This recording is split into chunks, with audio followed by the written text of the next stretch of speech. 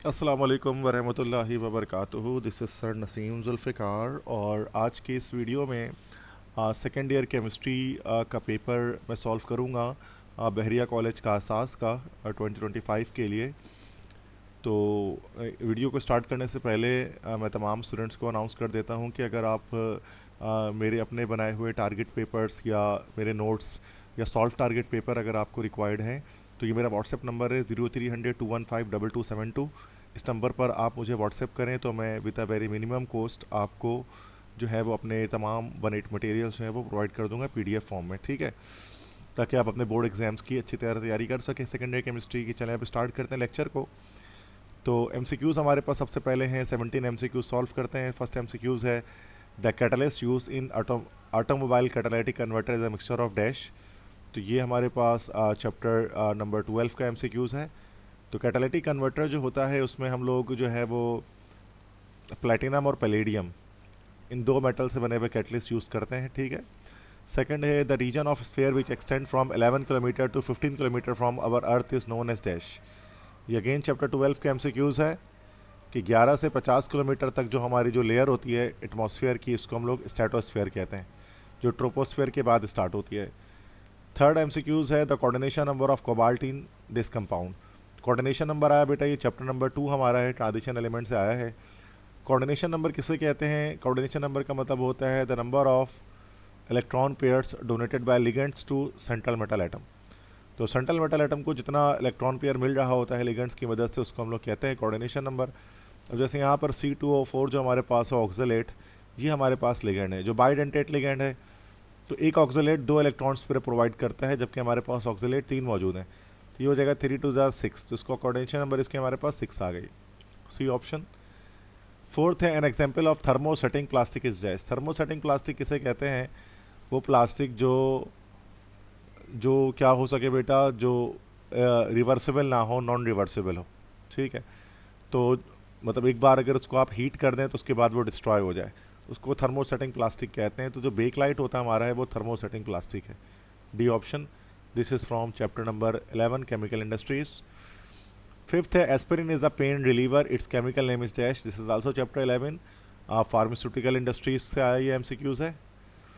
तो एस्पिरिन जो है वो पेन रिलीवर होता है, तो ये पेन किलर होता है, एनाल्जेसिक भी इसको हम कह सकते हैं। तो उसका केमिकल नेम होता है acetyl salicylic acid, C option. Six an example of transport protein is dash. This is chapter 10 biochemistry. Transport protein हमारा होता है हेमोग्लोबिन, जो ऑक्सीजन गैस को ट्रांसपोर्ट करता है from lungs to other parts of the body. Seventh है select the suitable chemical to distinguish between ethene and ethyne. तो ये हमारा चैप्टर नंबर 5 है।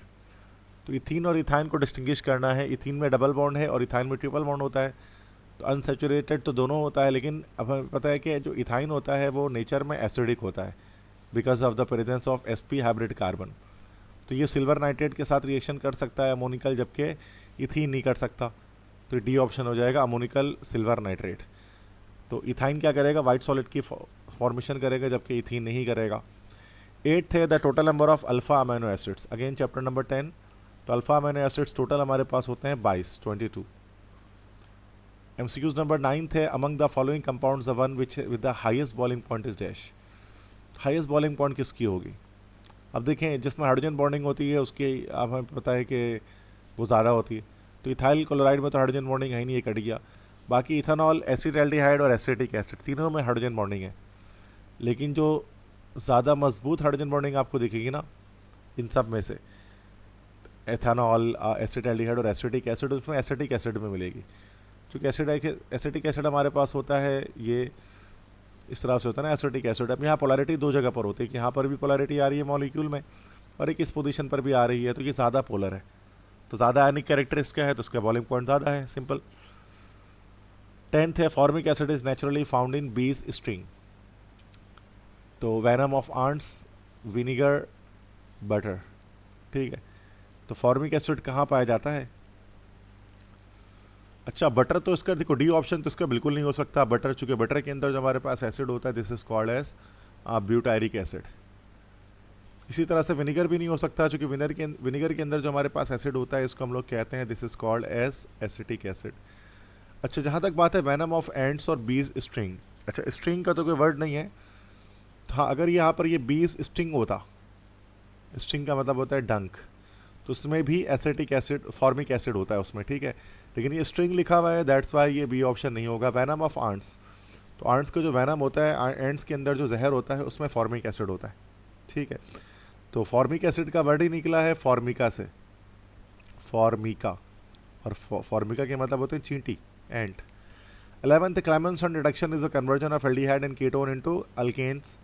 तो क्लेमेंसन रिडक्शन और वुल्फ किश्नर रिडक्शन दोनों से ही हम लोग अल्केन्स की फॉर्मेशन करते हैं। This is chapter number 8। और पिछला जो एमसीक्यूज गया, दिस इज चैप्टर नंबर 9, ठीक है। और ये वाला भी चैप्टर नंबर 9 से था, एमसीक्यूज नंबर 9। 12th है, which of the following gives silver test with Tollens reagent. तो टॉलरेंस रिएजेंट के साथ सिल्वर टेस्ट हमारा सिर्फ एल्डिहाइड देता है, तो एल्डिहाइड यहाँ पर फर्स्ट वाला है, form aldehyde, this is the option correct. जब टॉलरेंस रिएजेंट के साथ ही रिएक्शन करता है तो सिल्वरिंग की फॉर्मेशन करता है। 13th है, Lucas reagent is a mixture of dash. Lucas reagent mixture होता है जिंक क्लोराइड और हाइड्रोक्लोरिक एसिड का, इससे हम लोग प्राइमरी सेकेंडरी टर्शियरी अल्कोहल के बीच डिस्टिंग्विश करते हैं। 14th है, Meta directing group among the following is dash. तो इनमें से कौन सा मेटा डायरेक्टिंग ग्रुप है, तो जिसमें तो NO2 हमारे पास होता है वो मेटा डायरेक्टिंग ग्रुप होता है। 15th है, oil of vitriol refers to dash. Sulphuric acid को हम लोग कहते हैं ऑयल ऑफ विट्रियोल। 16th है, N example of bidentate ligand among the following is dash. तो इनमें से बाइडेंटेट लिगेंड कौन सा है, तो ऑक्जेलेटो, ये हमारा बाइडेंटेट होता है। 17th है, this type of coal that is hard and high rank is called dash. तो एंथ्रेसाइट जो है वो हार्डेस्ट कोल होता है और सबसे हाई ग्रेड कोल होता है। तो बेटा ये एमसीक्यू सारे हो गए। अब आते हैं हम लोग सेक्शन बी की तरफ, जो हमारा शॉर्ट क्वेश्चन है। इसके पहले इनऑर्गेनिक सेक्शन को देखेंगे, फिर ऑर्गेनिक सेक्शन को देखेंगे। तो इसके अंदर जो है वो हम लोग रीजंस देख लेते हैं। सारे सवाल तो नहीं करूँगा, कुछ इंपॉर्टेंट चीज़ें मैं आपको करा देता हूँ क्वेश्चन 2 से, जैसे रीजंस बता देता हूँ कि क्या होंगे। Acidity of hydrogen halide increases from HF to HI।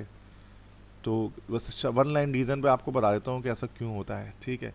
कि जब हम HF से HI की तरफ जाते हैं तो फिर एसिडिटी हमारी जो है वो जो एसिडिटी के अंदर डिक्रीमेंट क्यों आती है, सॉरी एसिडिटी जो है वो क्यों इंक्रीज़ करता है HF से HI की तरफ जाते हुए, तो इसको देखते हैं। तो सिंपल इसका आंसर होगा कि due to decrease in bond energy, due to decrease in bond energy. तो बॉन्ड एनर्जी जो कि डिक्रीज हो रही होती है तो H+ का लॉस करना आसान से आसान होते रहता है। और यही वो वजह है जिसकी वजह से हमारे पास क्या होता है कि HF से HI की तरफ जाते हुए बॉन्ड एनर्जी हमारी जो है वो डिक्रीज हो रही होती है, ठीक है। तो ये तो फर्स्ट हमारे पास हो गया क्वेश्चन। सेकंड है, why is the binding energy of zinc is least in 3D series. इसके पीछे रीज़न क्या है कि because zinc do not zinc contains, तो बाइंडिंग एनर्जी के लिए ज़रूरी होता है कि अनपेड इलेक्ट्रॉन का होना, ठीक है। जबकि जिंक में ऐसा नहीं है, तो हम कह सकते हैं कि तो zinc has fully filled, zinc has fully filled D subshell. इसके सबशेल के फुली फिल्ड होने की वजह से इसकी बाइंडिंग एनर्जी लीस्ट होती है 3D सीरीज में। नेक्स्ट है, वाई Cu+2 आइन complex is blue but Zn+2 is colourless. चूँकि Cu+2 जो है ना उसमें अनपेड इलेक्ट्रॉन्स होते हैं, इसकी वजह से कलर्ड होता है। और जब अनपेड इलेक्ट्रॉन आते हैं तो वो डी ट्रांजिशन करते हैं, जबकि वाइल Zn+2 में नहीं होते कोई भी अनपेड इलेक्ट्रॉन। तो while Zn+2 doesn't contain unpaired electron, ठीक है। नेक्स्ट है, ionization energy decreases from top to bottom in S block elements. तो energy ionization energy decreases from top to bottom in S block element. जब top से bottom जाते हैं तो ionization energy decrease क्यों होती है, सिंपल हम कहेंगे इसको due to increase in number of shell, due to increase in number of shell. तो शेल की तादाद बढ़ती है जिसकी वजह से आयनाइजेशन एनर्जी डिक्रीज होती है। तो ये हमने इसकी कर ली रीजंस। क्वेश्चन 2 है, right IUPAC names of the following. तो IUPAC नेम्स लिखने होते हैं, इसमें 4 कॉम्प्लेक्सेस हैं, इनके IUPAC नेम है, इनके साथ इनके नीचे लिख देता हूँ तो आसानी रहेगी। तो फर्स्ट का यहाँ पर लिख देता हूँ। तो Na3 है, Na है तो ये this is will be sodium, sodium. इसके बाद सी से साइनो है। अच्छा, आई थिंक कि इस पर लार्ज ब्रैकेट लगा है यहाँ पर, ओके। एन से नाइट्रोसिल है, ठीक है। तो साइनो पहले आएगा, sodium, this is penta cyano. उसके बाद आ जाएगा नाइट्रोसिल, देन एफ ई है, तो और सोडियम लगा हुआ है यहाँ पर, ठीक है। तो वैसे नेगेटिव चार्ज तो फिर नहीं होना चाहिए था इसके ऊपर, कैटाइन तो ऑलरेडी मौजूद है। तो कोई ना कोई इसमें इशू है क्वेश्चन में, बहरिया कॉलेज कारसाज केस।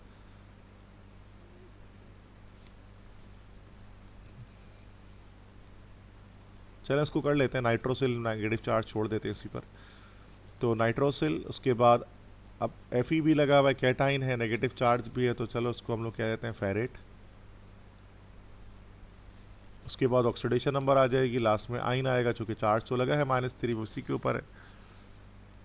तो इसमें फिर क्या चार्ज आएगा, इसका तो ज़ीरो है, ये -5 हो जाएगा, ये +3 है। तो +3 और -5 हमारे पास हो गया यहाँ पर, दिस विल बी माइनस का, दिस विल बी -2 हो जाएगा ना ये, ठीक है। तो -2 हो जाएगा, -2 जब उधर जाएगा तो +2 हो जाएगा, तो +2 और -3, तो -1 आ जाएगा। तो ये -1 तो वैसे ऑक्सीडेशन नंबर होती नहीं है, बट लिख देते हैं यहाँ पर, ये सवाल रॉन्ग है, दिस इज़ रॉन्ग क्वेश्चन ना, टाइपिंग मिस्टेक हो गई यहाँ पर, क्योंकि ये चार्ज इस पर आना नहीं चाहिए था, ये -3। सेकंड क्वेश्चन देख लेते हैं। Ni है, दिस इज निकल। उसके बाद ई से एथिलाइन डायमाइन, सी से क्लोरो है, तो ये 2 है तो 20 हो जाएगा, 20 इथाइलिन डायमाइन।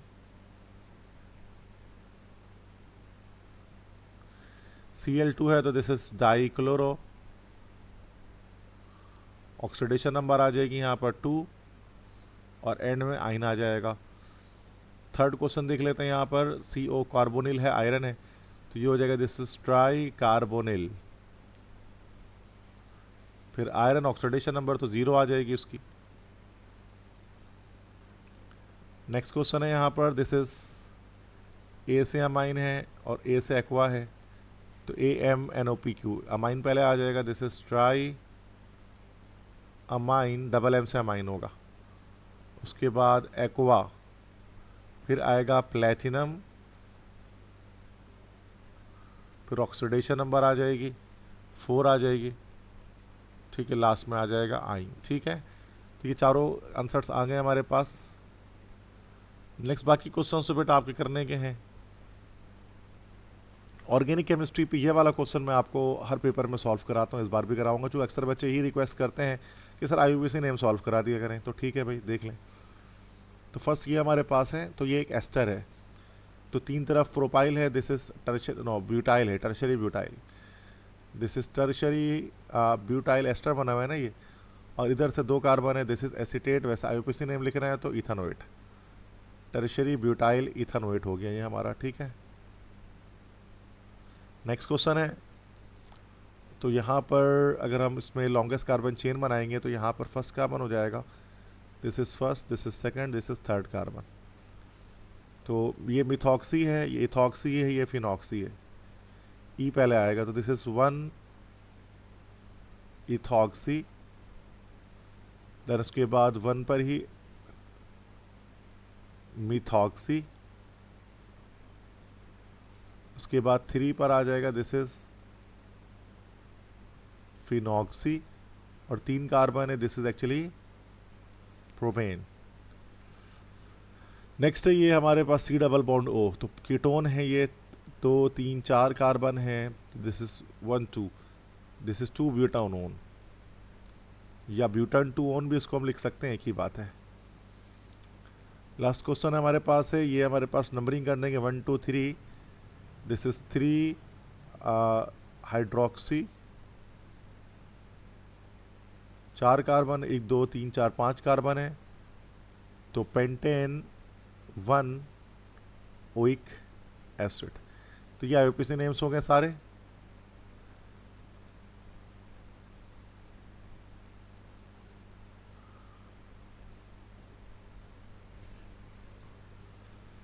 क्वेश्चन 10 है, draw the end explain orbital structure of ethene with two methods of its preparation. तो इथीन का स्ट्रक्चर तो आपको पता है कि ट्राइगोनल प्लेनर स्ट्रक्चर टाइप का होता है इसका, लाइक दैट। किस तरह से हमने जो है वो ट्राइगोनल प्लेनर स्ट्रक्चर बना लिया। This is the first carbon, और सेकंड कार्बन भी इसी तरह से आपको ड्रॉ कर लेना है। तो ये 3 sp2 हाइब्रिड कार्बन हमारे पास आ गए।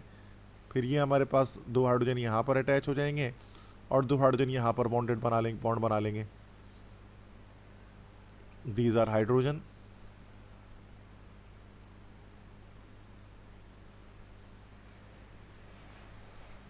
अनहाइब्रिडाइज ऑर्बिटल हो गए हमारे पास, एक तो इसके अनहाइब्रिडाइज होंगे, कार्बन के एक अनहाइब्रिडाइज होगा pz ऑर्बिटल, और एक दूसरे कार्बन का pz ऑर्बिटल अनहाइब्रिडाइज होगा। अब क्या होगा, यहाँ से ये हमारे पास पाई बॉन्ड की फॉर्मेशन कर लेंगे। तो ये इथीन का स्ट्रक्चर हो गया। फिर 2 मेथड्स ऑफ प्रिपरेशन कह रहे हैं। तो एक तो हम लोग सिंपल इथेनॉल की डिहाइड्रेशन कर लेते हैं। इथेनॉल लेंगे, सल्फ्यूरिक एसिड क्या करेगा, इसमें से वाटर में रिमूव कर देगा, और ये हमारा बन जाएगा C2H4।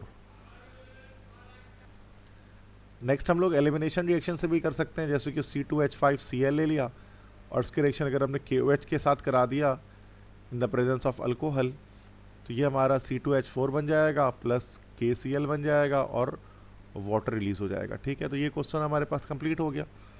नेक्स्ट है, right the chemical equations for the following reactions. तो ये केमिकल रिएक्शंस जो आते हैं ऑर्गेनिक के पोर्शन से, तो वो हम देख लेते हैं इसमें।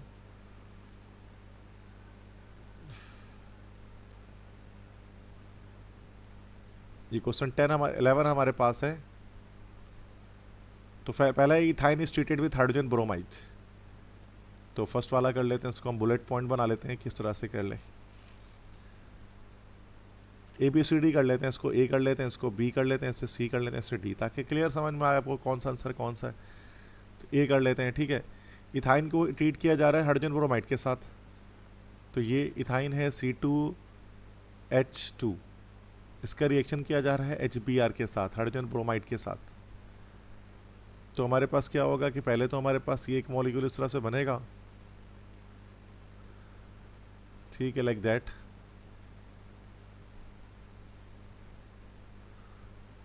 तो एक तरफ Ag आ जाएगा तो एक तरफ Br आ जाएगा। अगर हम फर्दर इसकी अगर हम दोबारा से इसके अंदर HBr की एडिशन करेंगे, क्योंकि जब तक पाई बॉन्ड ख़त्म नहीं होंगे तब तक रिएक्शन का चलेगा, तो क्या होगा, हमारे पास जिमिनल डाइब्रोमाइड बन जाएगा। मार्कोनिकोफ रूल यहाँ पर हमारे पास फॉलो हो जाएगा। ठीक है, और ये हमारे पास कंपाउंड फॉर्म हो जाएगा। This is A option. अच्छा, इसके बाद B देख लेते हैं। B में क्या है, इथाइल अमाइन का एल्डिहाइड के साथ रिएक्शन कराना है। ओके, इथाइल अमाइन का एल्डिहाइड के साथ रिएक्शन कराते हैं। तो इसमें बेटा इमीन की फॉर्मेशन होती है, जैसे मैं आपको करके दिखाता हूँ। तो ये हमारे पास आ गया फॉर्मल्डिहाइड। कोई भी एल्डिहाइड से करा देते हैं, फॉर्मल्डिहाइड से करा सकते हैं, या जनरल रिएक्शन, चूँकि एल्डिहाइड कहा जा रहा है तो जनरल रिएक्शन कर लेते हैं। तो चलो R ही ले लेते हैं यहाँ पर। ठीक है, इसके रिएक्शन होने वाले किससे, इथाइल अमाइन से। तो ये हमने ले लिया अमाइन, और ये आ गया इथाइल, इथाइल अमाइन हो गया। अब यहाँ पर क्या होगा बेटा, वाटर यहाँ से रिमूव हो जाएगा हमारे पास। ये पूरा ये ऑक्सीजन और ये H2 ये पूरा हमारे पास रिमूव होगा। बाकी ये HCr double bond nitrogen hydrogen C2H5 ये हमारे पास बन जाएगा। इसी को हम लोग कहते हैं this is called as imine. ठीक है, तो इमीन की फॉर्मेशन होगी। C इसके बाद पार्ट देखते हैं, hydration of ethene with concentrated sulphuric acid.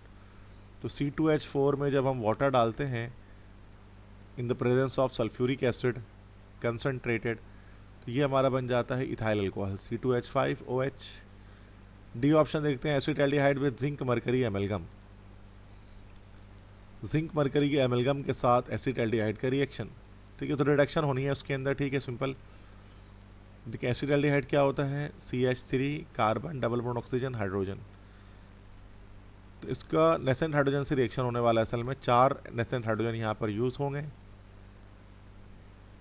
और ये जिंक मरकरी एमलगम यूज़ किया जाएगा। जिंक/Hg का एमलगम यूज़ किया जाएगा in the presence of HCl। तो ये हमारे पास कहलाता है, this is called as Clemmensen reduction. तो ये जो रिएक्शन कर रहे हैं बेटा, this is called Clemmensen reaction. और यहाँ पर 4 हाइड्रोजन होंगे ना, तो C2H6 बन जाएगा प्लस वाटर यहाँ से रिलीज़ हो जाएगा। ठीक है, तो ये ओवरऑल रिएक्शन हमारे पास है चारों जो हमने सॉल्व किए। नेक्स्ट क्वेश्चन की तरफ बढ़ते हैं, देखते हैं क्या कह रहा है हमसे। नेक्स्ट क्वेश्चन है what are organometallic compound. Organometallic compound क्या होते हैं? तो ऐसे तमाम कंपाउंड्स, ऑर्गेनिक कंपाउंड जिसमें कोई मेटल मौजूद होता है, ठीक है, उसको ऑर्गेनोमेटेलिक कंपाउंड कहते हैं।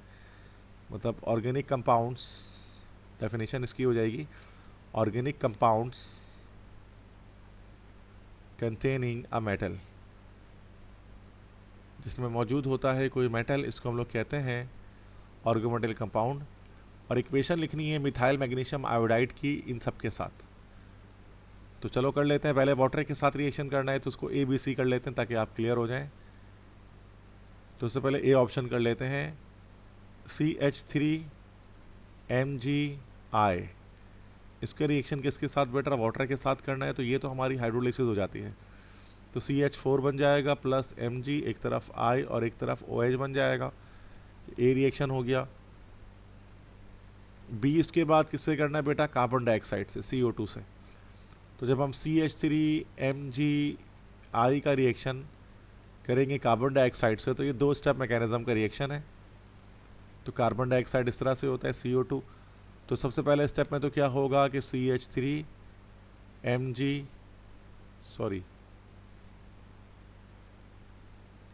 पहले एडिशन रिएक्शन हमारे पास होगी। तो CH3 carbon double bond oxygen OMgI ये बनेगा। फिर इसमें से वाटर को रिमूव करेंगे तो एसिटिक एसिड हमारे पास बनेगा, बल्कि वाटर को के साथ रिएक्शन कराएंगे इसका, तो एसिटिक एसिड बनेगा और एक तरफ MgIOH ये बाय प्रोडक्ट निकल जाएगा। This is the second reaction. उसके बाद हम थर्ड रिएक्शन देखते हैं,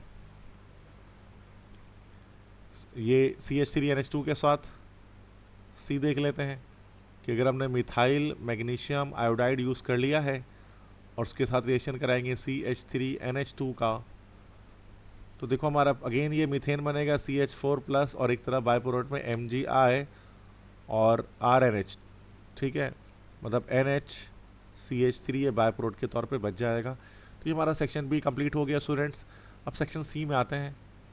ठीक है, तो इसमें इनऑर्गेनिक केमिस्ट्री के अंदर हम ये वाला रिएक्शन कर लेते हैं। ये सारे रिएक्शन जो इनऑर्गेनिक के आते हैं ना सेक्शन सी में, तो वो करा देता हूँ। काफ़ी स्टूडेंट्स कह रहे हैं कि सर इनऑर्गेनिक के रिएक्शंस करा दें, तो वो करा देता हूँ। अब इसको ABCD कर लेते हैं, ABCDEFGH तक है ये। ठीक है, तो एक एक करके वन बाय वन सारे कर लेते हैं। ए करते हैं पहले, reaction of iron with chlorine Fe plus Cl2। तो ये हमारा बन जाएगा FeCl3 बन जाता है। बैलेंस करने के लिए यहाँ पर 2 लगा लिया, यहाँ पर 3 लगा लिया, यहाँ पर 2 लगा लिए, बैलेंस हो गया। बी देखते हैं, reaction of dichromate with ferrous sulphate. Dichromate का रिएक्शन फेरस सल्फेट के साथ, तो FeSO4 हो गया। डाइक्रोमेट से मुराद की आई थिंक कौन सा डाइक्रोमेट है ये नहीं बता रहे, तो मैं जस्ट CR2O7-2 ले लेता हूँ विथ एसिडिक मीडियम। तो एक तो हमारे पास ये बन जाएगा, फेरस सल्फेट में भी Fe+2 ले लेता हूँ, ये आसानी कर लेते थोड़ी सी। ठीक है, तो यहाँ पर Fe+2 आइंस आ जाएंगे, तो Fe+2 आइंस की ऑक्सीडेशन होगी, Fe+3 आइंस पे कन्वर्ट होंगे। देन ये डाइक्रोमेट आइन है, ये Cr+3 में कन्वर्ट हो जाएगा और प्लस H2O वाटर यहाँ पर रिलीज़ हो जाएगा। ठीक है, इसके बाद अगर हम इसे बैलेंस करना चाहें तो क्रोमियम 2 है, तो यहाँ पर 2 लगा लिया हमने। ऑक्सीजन 7 है, तो यहाँ पर 7 लगा लिया। यहाँ पर 7 2 14 हाइड्रोजन है, तो यहाँ पर 14H+ कर दिया। ये इक्वेशन ओवरऑल बैलेंस हो गई। ठीक है, नेक्स्ट क्वेश्चन देखते हैं इधर हम लोग। अब सी पर आते हैं। सी क्या है? Reaction of sulphuric acid with copper, copper plus H2SO4। टी हमारा बन जाएगा कॉपर सल्फेट बनेगा plus sulphur dioxide gas plus water release होगा।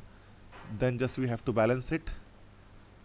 कॉपर 1 है, अच्छा हाइड्रोजन 2 है, सल्फर 1 है, सल्फर 2 है, तो यहाँ पर अगर हम 2 लगा लेंगे, ऑक्सीजन हो जाएगा हमारा 4 2 8 हो जाएगा, यहाँ 4 2 6 हो जाएगा, तो यहाँ पर भी 2 लगाना पड़ेगा, तो 2 यहाँ लगा लेते हैं। तो सल्फ़र 2 है, हाइड्रोजन 4 है, हाइड्रोजन 2 है यहाँ पर, तो हाइड्रोजन 4 हो गया। सही है। कॉपर 1 कॉपर में बैलेंस, ऑक्सीजन 4 2 8, 4 5 6 7 8, ये ओवरऑल इक्वेशन बैलेंस हो गई। ठीक है, ऑक्सीडेशन रिएक्शन थी बेटा ये इसकी। इसके बाद डी देखते हैं। Nitrogen gases pass through hot pieces of phosphorus, तो N2 plus P2, nitrogen gases pass through hot pieces of phosphorus, तो नाइट्रोजन का फॉस्फोरस के साथ रिएक्शन कराया जा रहा है। तो यहाँ पर N2 प्लस P2 की रिएक्शन जब होगा तो this is will be P3N5 की फॉर्मेशन हो जाएगी यहाँ पर फॉस्फोरस नाइट्राइड। बैलेंस करने के लिए यहाँ पर फिर हम इसको अगर 2 लगा लेते हैं तो यहाँ 3 कर लेंगे, यहाँ 5 कर लेंगे, इक्वेशन बैलेंस हो जाएगी। ठीक है। अच्छा, यहाँ पर P2 नहीं होगा, जो कि फॉस्फोरस सॉलिड होता है ना बेटा, तो ये सिर्फ P होगा, तो बैलेंस करने के लिए यहाँ 6 लगाएंगे P3N5 जब बनेगा तो। ठीक है। इसके बाद डी के बाद ई पर आते हैं। ई है a piece of aluminium is dipped into concentrated sulphuric acid, तो aluminium plus sulphuric acid H2SO4, तो ये हमारे पास एल्यूमिनियम सल्फेट बन जाएगा Al2SO4 होल 3। देन इसके बाद फिर वही SO2 और H2O बन जाएगा। ठीक है, तो इसका बैलेंस कर लीजिएगा। इसके बाद ई के बाद F है, potassium is put into ethyl alcohol, तो K प्लस C2H5OH, तो ये बन जाएगा C2H5OK, potassium ethoxide plus hydrogen gas यहाँ से रिलीज़ हो जाएगी। उसके बाद F के बाद G है, carbon is heated with chlorine gas, C plus Cl2, तो ये हमारा बन जाएगा CCl4, कार्बन टेट्राक्लोराइड 2 लगा के बैलेंस कर लेंगे। इसके बाद H है, इसके बाद chlorine gas is pass through aqueous solution of caustic soda, Cl2 plus NaOH, तो ये हमारे पास बन जाएगा NaCl plus NaClO3 plus water. तो ये इसको बाकी बैलेंस आप खुद कर लें। ठीक है, तो ये मैंने कंप्लीट कर लिया है। इसके बाद ऑर्गेनिक केमिस्ट्री पे आते हैं सेक्शन सी में। इसमें ये वाला जो क्वेश्चन है ना, outline the structure of the following, इसको मैं करा देता हूँ आपको। ठीक है, अलग अलग कंपाउंड्स के स्ट्रक्चर है वो बना देते हैं, पायरोग्लोल, एसिटोफिनोन, इन सब के। तो इसको मैं ABCD कर लेता हूँ ताकि मुझे लिखने में आसानी हो। ABCDEFGH कर लेता हूँ उसको। ठीक है, तो सबसे पहले A कर लेते हैं, पायरोग्लोल बनाते हैं। पायरोग्लोल क्या होता है बेटा, ट्राईहाइड्रिक फिनॉल है। फिनॉल हम बनाएंगे और 3 तरफ OH ग्रुप हम लोग इसमें इस तरह से लगाएंगे, दिस इज पायरोग्लोल। B इसके बाद है एसिटोफिनोन। एसिटोफिनोन भी एक एरोमेटिक कंपाउंड है, बेंजीन रिंग के साथ C डबल बॉन्ड OCH3, ये हमारे पास कहलाता है एसिटोफिनोन।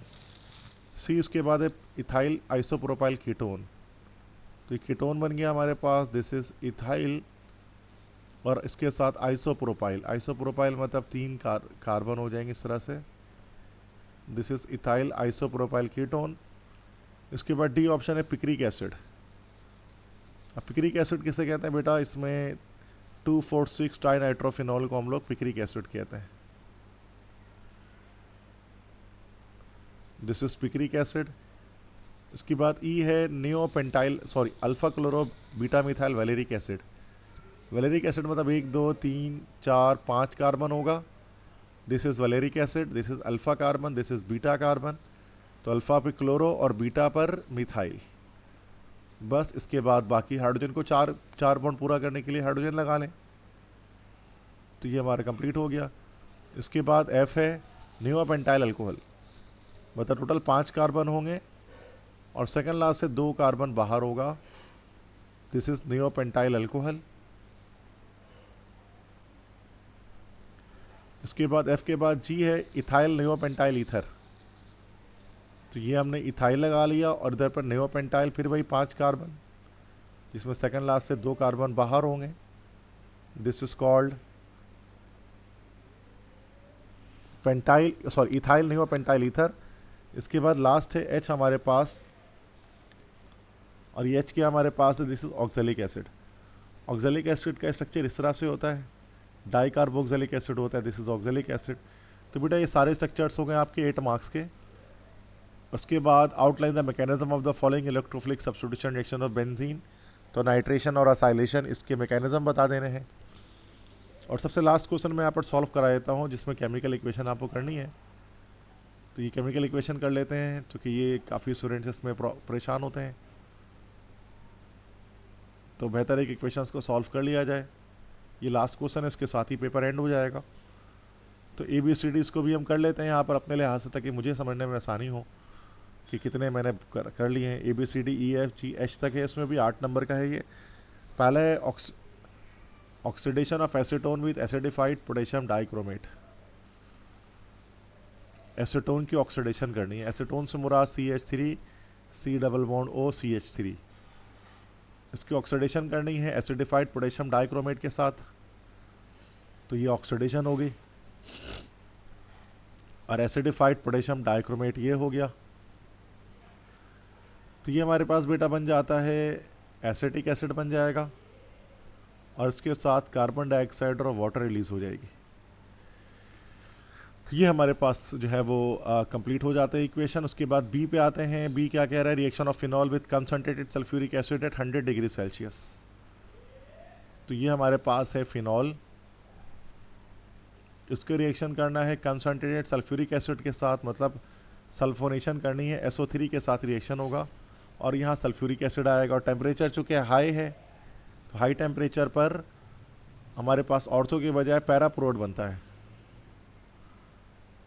तो ये पैरा वाला प्रोड बनेगा, यहाँ पर SO3H आ जाएगा पैरा पर, प्लस बस ये कंपाउंड हमारे पास बन जाएगा। ठीक है, इसके बाद ABCD के बाद ABC के बाद C उसके बाद होगा reaction of benzene diazonium chloride on heating with water. Benzene diazonium chloride, तो ये इस तरह से हमने ये ले लिया, नाइट्रोजन डबल बॉन्ड नाइट्रोजन, उसके बाद Cl, ये हो गया बेंजीन डायजोनियम क्लोराइड। इसकी हाइड्रोलिसिस करनी है, वाटर से रिएक्शन करना है। तो इसमें हमारे पास एक तो हमारे पास फिनॉल बन जाएगा और प्लस N2 बन जाएगा और HCl अलग हो जाएगा। तो ये फिनॉल की फॉर्मेशन होती है इसमें। ABC के बाद D पे आते हैं, reaction of ethyl alcohol with phosphorus trichloride. ये रहा इथाइल अल्कोहल, इसका PCl3 से रिएक्शन कराएंगे, ये बनाएगा ethyl chloride C2H5Cl plus H3PO4, phosphorus acid बना लेगा। तो कि उसके बाद ई रिएक्शन देखते हैं। ई रिएक्शन क्या है भाई? Reaction of ethyne with ozone, double step reaction है। इथाइन लेते हैं, ओजोन से रिएक्शन करेंगे। पहला स्टेप पे क्या होगा? ओजोनाइड बनेगा, CH CH। उसके बाद यहाँ पर एक ऑक्सीजन यहाँ, एक ऑक्सीजन यहाँ। फिर जब ये जिंक से रिएक्शन करेगा तो जिंक ऑक्साइड बन जाएगा और हमारे पास एक मॉलिक्यूल बन जाएगा ग्लाइओक्सल का। So this is called glyoxal, this is the final product. ठीक है, ABCD E तक हो गया। उसके बाद F यहाँ पर कर लेते हैं, reaction of 1,2 ethane diol with पर आयोडिक एसिड। तो 1,2 इथेन डायोल का मतलब ये हो गया बेटा, दिस इज 1,2 इथेन डायोल पर आयोडिक एसिड, मतलब HiO4 से इसका रिएक्शन कराना है तो क्लीवेज हो जाएगी। पहले HiO3 बनेगा, फिर वाटर बनेगा, फिर 2 मॉलिक्यूल हमारे पास बनेंगे फॉर्मल्डिहाइड के। उसके बाद F हो गया। उसके बाद F के बाद G क्या है? Reaction of ethanol with acetic acid at high temperature. तो इथेनॉल है C2H5OH, इसका रिएक्शन एसिटिक एसिड के साथ CH3 COOH के साथ। अभी एस्टरिफिकेशन है, रिवर्सेबल रिएक्शन होता है, CH3 COO C2H5 बनेगा और साथ में इसमें वाटर रिलीज हो जाएगा। लास्ट रिएक्शन है H, reaction of carboxylic acid with caustic soda. अब ये कहाँ करूँ, जगह तो बच नहीं रही मेरे पास, तो फिर भी आपके लिए जगह बनाते हैं कहीं ना कहीं। ठीक है, यहाँ कर लेते हैं H रिएक्शन। कार्बोक्सिलिक एसिड का रिएक्शन करते हैं कास्टिक सोडा के साथ, RCOOH प्लस NaOH के साथ। तो ये बन जाएगा हमारा RCOONA प्लस वाटर, सॉल्ट बन जाएगा हमारे पास कार्बोक्सिलेट का। तो ये हमारे पास सारे बेटा रिएक्शंस हो गए, सारे जो है कंप्लीट मैंने आपको करा दिया ये। तो आई होप सो कि आपको ये सारे के सारे समझ में आ गए होंगे। ठीक है, अब ये है कि बस सिंपल एक लास्ट एक चीज़ मैं आपको बताता चलूँ कि अगर आपको मेरे टारगेट पेपर्स अगर आपको रिक्वायर हैं, ठीक है, बोर्ड एग्ज़ाम्स की तैयारी करने के लिए, तो ये मेरा व्हाट्सएप नंबर है 0300 215 2272। ये नंबर आप तमाम स्टूडेंट्स अपने पास सेव कर लें और इस पर जब आप मुझे मैसेज करेंगे तो मैं आपको बहुत minimum cost per PDF provide करूँगा अपने नोट्स की, अपने target paper, solve target paper, solve model paper, different colleges के पेपर, जो भी आपको रिक्वायर है आप इस नंबर पर मुझे मैसेज कर सकते हैं। इंशाल्लाह मैं आपको प्रोवाइड कर दूँगा। बाकी अगर आपको ये मेरी लेक्चर्स पसंद आते हैं, डिफरेंट कॉलेजेस के पेपर जो मैं सॉल्व करके अपने प्लेलिस्ट में ऐड कर रहा हूँ आप तमाम स्टूडेंट्स की बेहतरीन तैयारी के लिए, ताकि आप 85 में से 85 नंबर सेकेंडरी केमिस्ट्री में गेट करें, तो इसके लिए आप ये मेरे लेक्चर को वॉच करें, इसको सब्सक्राइब करें, चैनल को, वीडियो को लाइक करें, अपने फ्रेंड्स के साथ शेयर करें, ताकि जिस तरह से आप अपनी तैयारी कर पा रहे हैं आपके फ्रेंड्स भी अपनी तैयारी पूरी तरह से कर पाएँ और ये तमाम पेपर्स को देख कर अपनी प्रैक्टिस कर पाएँ। ठीक है, अगर आपको इस पेपर का भी PDF रिक्वायर हो तो आप मुझे व्हाट्सएप कर सकते हैं। ठीक है, थैंक यू सो मच तमाम स्टूडेंट्स। मुझे अपने ख़ास दुआ में याद रखिएगा। आज चांद रात है, इंशाल्लाह कल ईद है कराची पाकिस्तान के अंदर। आप तमाम स्टूडेंट्स को एडवांस ईद मुबारक मेरी तरफ से। अल्लाह ताला आप सबको ईद की ढेरी खुशियाँ देखना नसीब करे। अल्लाह हाफ़िज़।